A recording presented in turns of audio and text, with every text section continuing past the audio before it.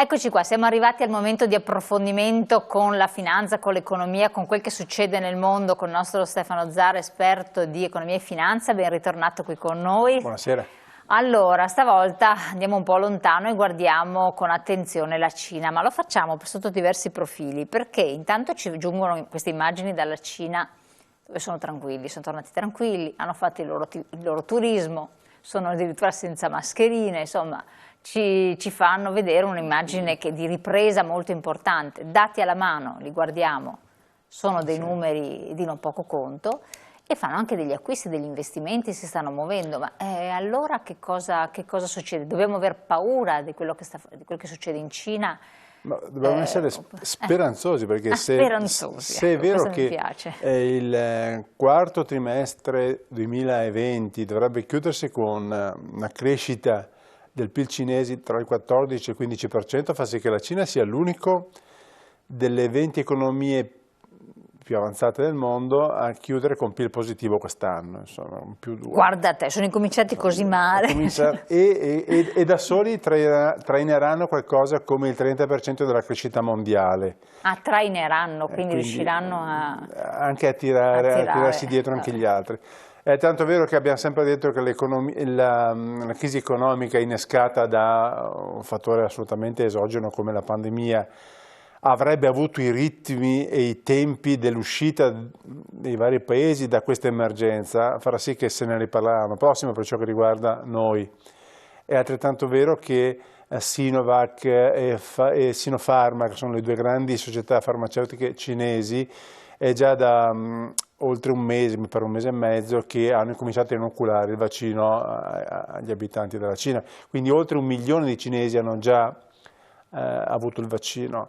Sinovac lo vende anche fuori, lo vende in Indonesia, in Filippina, in Argentina. Ma non se ne parla tanto di questo. Non se ne parla, però i dati che abbiamo già ora è che almeno 1 milione di cinesi hanno già il vaccino, hanno già avuto il vaccino, ed è un vaccino che è già stato venduto dai cinesi a Filippine, Indonesia e all'Argentina. Sinovac, si parla di Pfizer, di Moderna. Il problema è questo, che è un po' risibile anche la polemica di questi giorni sulla trasparenza dei dati diffusi delle farmaceutiche, in questo caso di Pfizer, perché se c'è una cosa, se c'è stato un baluardo che ha sempre reso importanti e serie queste aziende, è la loro trasparenza.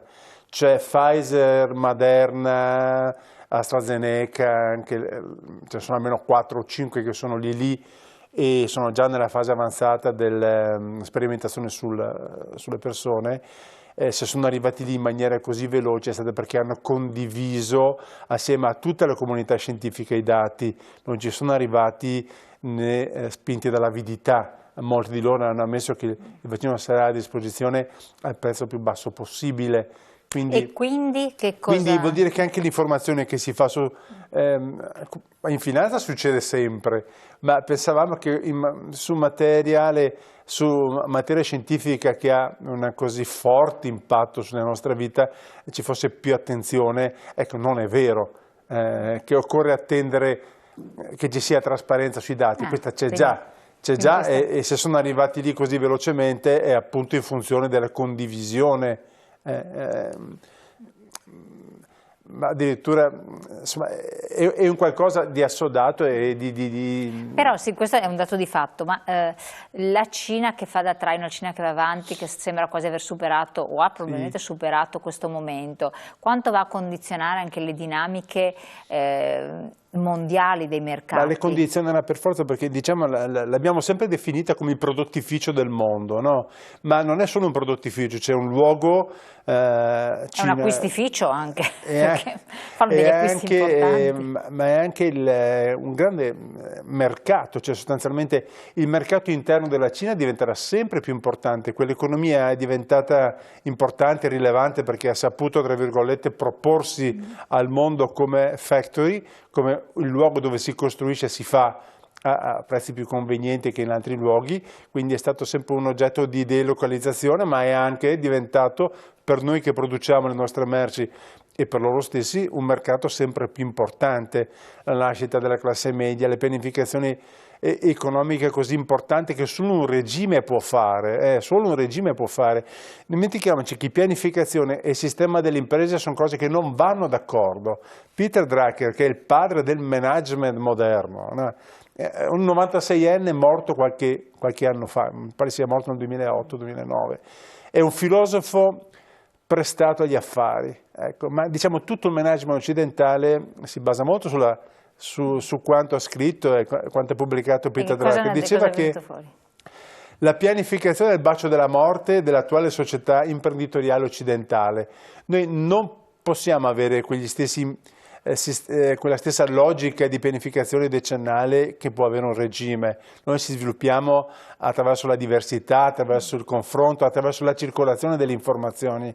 È per questo che i social sono così diffusi. Dei social anche noi abbiamo una visione molto mondanizzata perché conosciamo gli aspetti più, tra virgolette, frugali, ma social vuol dire anche condivisione di informazioni scientifiche, diagnosi a distanza, sono cose che esistono e di cui le strutture sanitarie, ma anche nel mondo dell'ingegneria, della ricerca non solo legata alla sanità ma anche alle applicazioni industriali, esiste da anni. Poi è per questo che tutto sommato è banale stupirsi.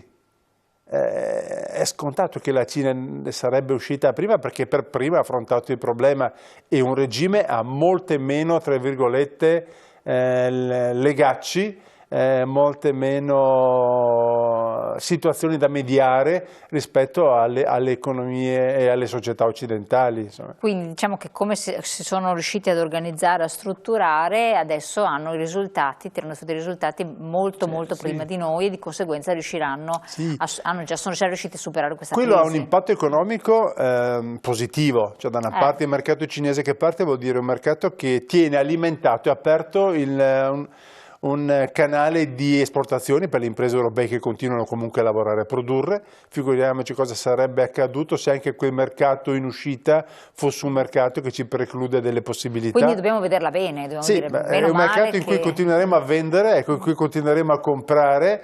Il fatto che ne siano usciti ci dà anche un orizzonte temporale, vuol dire sostanzialmente c'è uno sfasamento temporale tra noi e loro di circa un 3-4 mesi, quindi può darci anche lo dà ai mercati.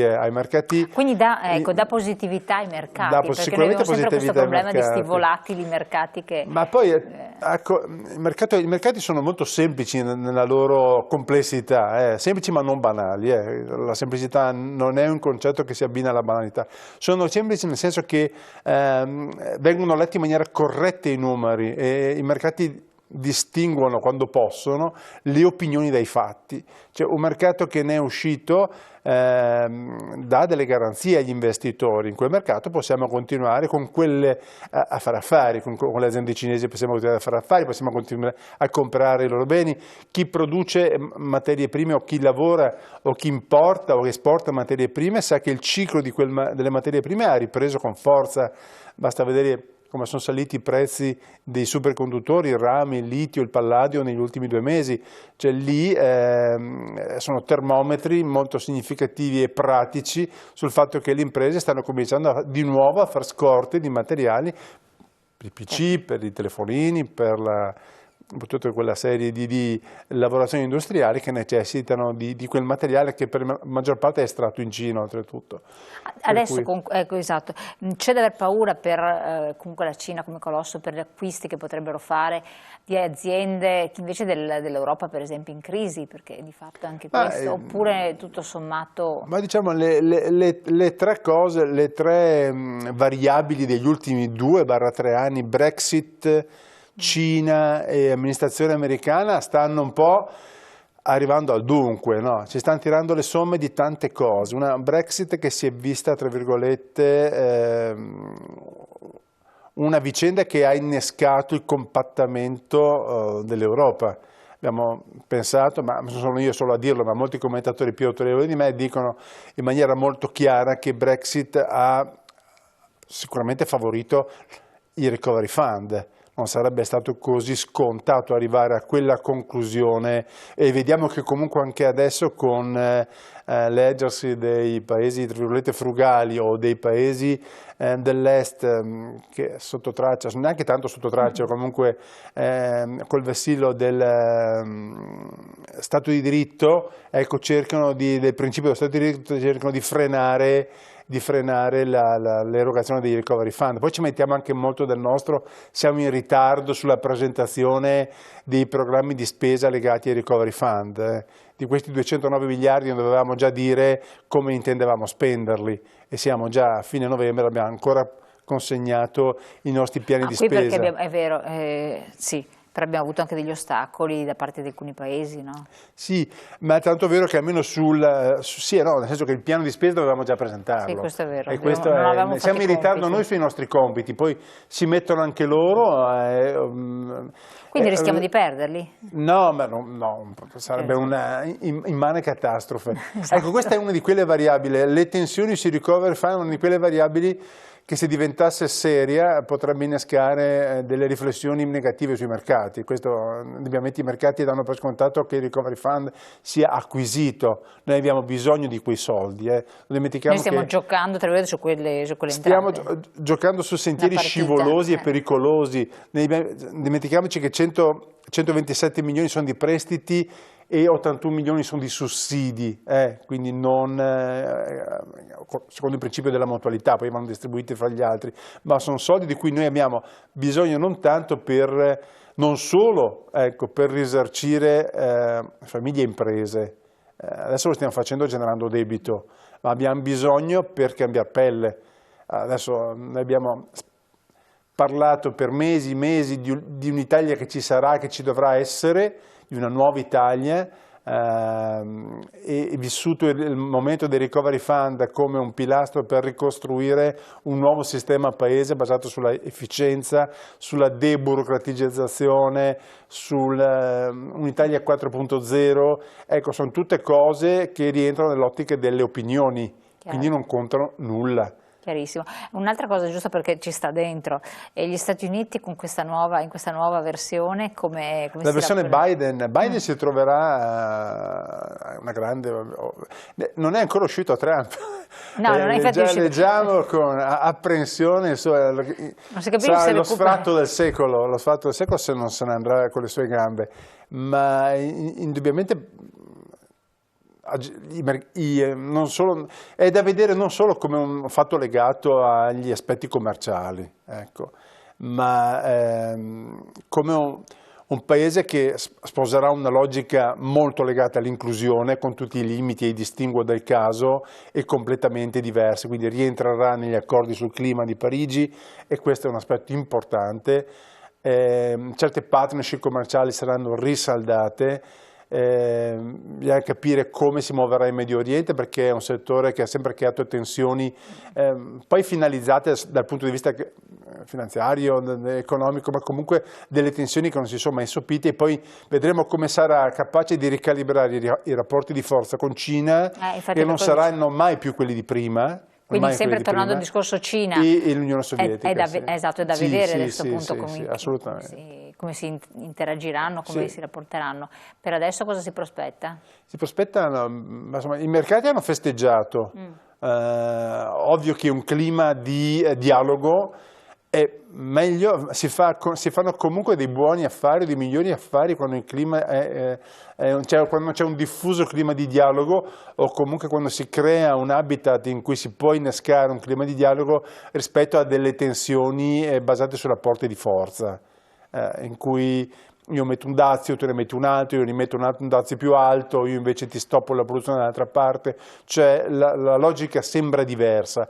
Poi anche lì bisogna cominciare a ragionare sui fatti e non quindi sulle opinioni, e vedere le misure concrete. Biden parte subito con la necessità di dover irrorare il sistema finanziario americano con 4.000 miliardi, dopo i 2.000 miliardi già erogati da Fed.